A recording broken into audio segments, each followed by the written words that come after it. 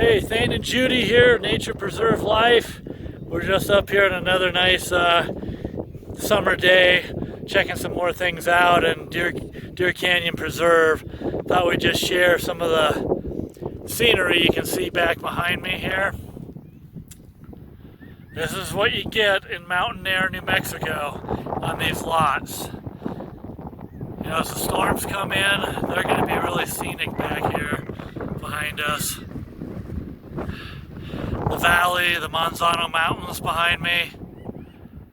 And then of course you get a lot of mountains on the roads here, on the lots behind us. Just big scenic views out here.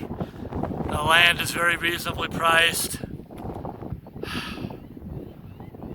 That kind of gives you the idea behind me. Okay, so here we are at the peak and potential building site. It's not the center of the building envelope, but the building envelope can be manipulated and changed and stretched and all that.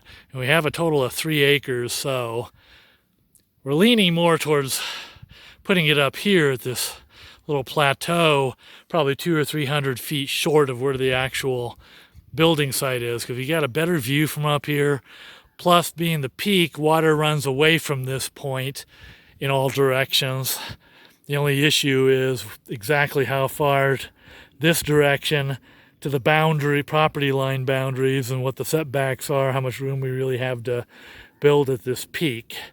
As on the opposite side, it starts going downhill pretty steep on this side of the driveway.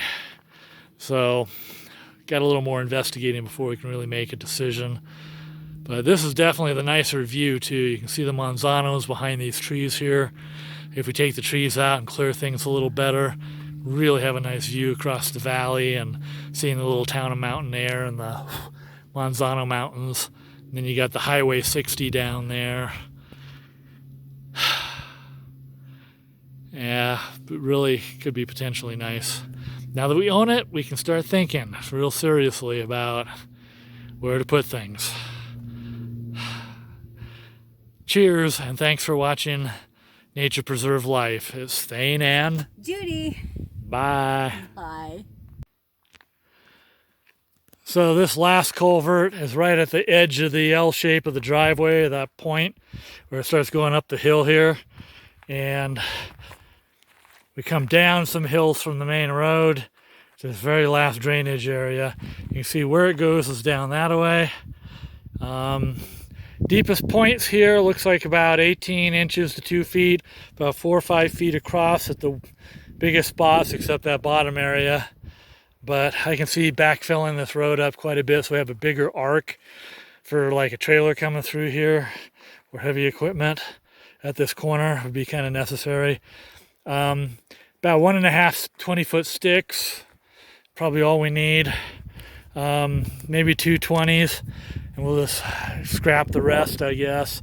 But I would think, okay, from stake number 4 here, this kind of weird overflow area makes me wonder if we should reroute everything straight across the road here in a culvert instead of this curving wash basin creek that comes through this way and down. At places it's between 2 and 3 feet deep and about 8 to 10 feet across.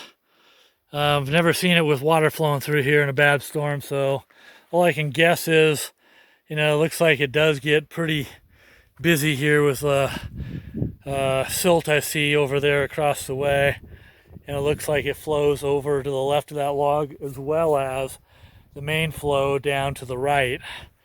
I'm thinking probably pretty close to 30 feet if we go diagonal across here for a culvert. Not sure how big one would go here for the worst water flow. I'm afraid even a 24-inch may not be big enough. May have to go to a bigger size for this, or 2 24s or something like that. Not sure. It's just could potentially be a massive amount of water that comes. Okay, we are recording culvert, the second culvert, number 5 I labeled on this stake. I'm thinking a 15-inch, maybe 18-inch culvert here. A 20-foot stick should fit. You can see we got a big wash area that comes down this side of the driveway as well as through the hillside here. Another one on the other side of the drainage area comes from that side. What I think we need is just better ditch dug along the side of the road here and cleared better, and then feed it all through this culvert. That's what I'm thinking, probably a bigger 18-inch and more backfill to do this right. This 20-foot stick should go at a kind of diagonal direction across the road just fine, and the drainage area there across that side. This little area doesn't exceed about 12 inches deep, but we'd have to dig it a lot deeper, of course, for a bigger culvert and a lot more backfill of material and stuff. So here we go. The very first culvert area we'll probably need to put in. Number 6. And you can kind of see going up the hillside here, if we just trench a little better along the right side of the road, we can probably get all the upper water coming down instead of crossing the road where it does here, just above this stake area. Some of it does, a little bit of it does. It's eroding away, so more of it is, I think, every season.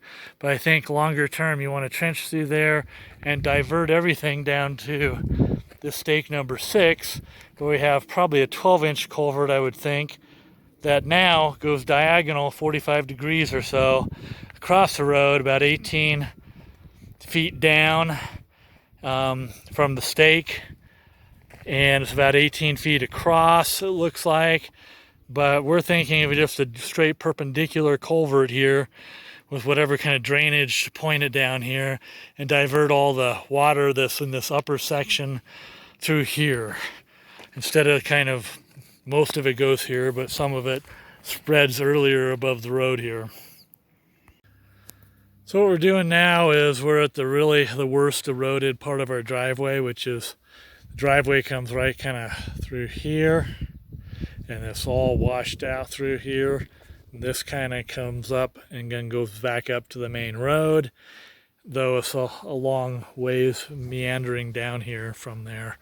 But this is what those 2 culverts, 60-inch culverts, guide and direct the water flow down here, right to our driveway. So what we're going to do is try to find 2 or 3 spots that kind of are representative of our soil around here, and just simulate rainfall with our little bucket here. I'll try to show it right here. One of these little guys. So here's a spot above the bank that's very, a lot of the sand and light soil has came, so I'm just going to pour it so our environmental engineer can kind of get an idea what this sandy soil does as the rain hits it. I don't see too much in this area washing away. So let's check another spot. Yeah, it looks like somebody drove. Yeah, so this little rocky spot looks kind of similar. So let's just see what that does.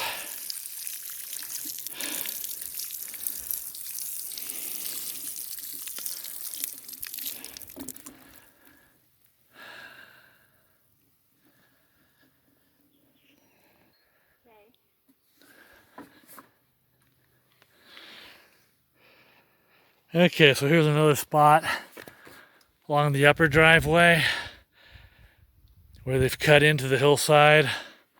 Just try to film here.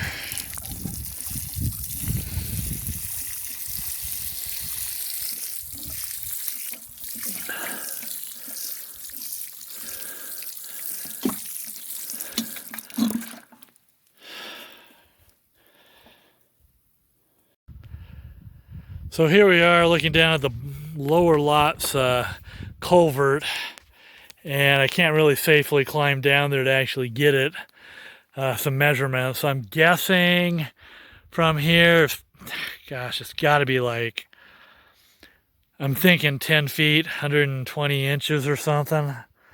It's kind of hard to really tell with all the eroded material in there, but it's definitely, you can see the hillside, they pounded some steel beams in to try to hold the, erosion control here in place. But yeah, it's much bigger water flow down here at the bottom, or at least it's designed and engineered for it. Could be only maybe an 8-foot diameter culvert, or maybe it's a little flattened and it's 10 feet across and maybe 6 to 8 feet tall. I'm not sure if they make the metal ones that size and those kinds of dimensions or not, but that's probably my best guess. And of course, here's the mouth of the culvert, some concrete on both sides of it to try to hold it together. And then this hillside has real heavy duty wire mesh and these little like pylons pounded in to try to hold the whole hillside together, because it is kind of a soft sandy soil, so I can see where it easily erode and collapse potentially. Then on the other side, I'll jog over there and take a look at that.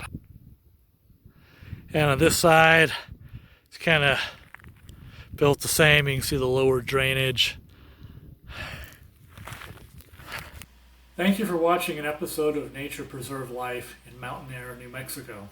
If you'd like to follow along and support our channel, please press the subscribe button and gong that bell to be notified. After all, it's free. Free is a very good price. In the future, we will plan to focus our episodes on our eco-friendly build of earthen construction and dark night astronomy, that big guy there, and tourism of the regional area, as well as establishing a Patreon account for the sole support of wildlife in Deer Canyon Preserve. So stay tuned. Cheers.